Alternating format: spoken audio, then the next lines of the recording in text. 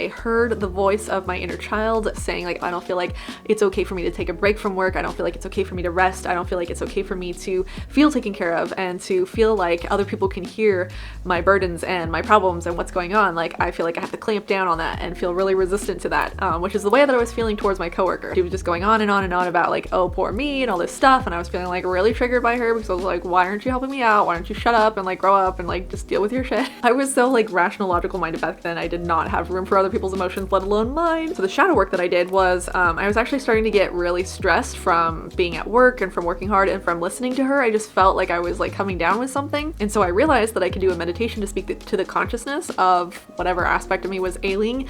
For me, that was my throat.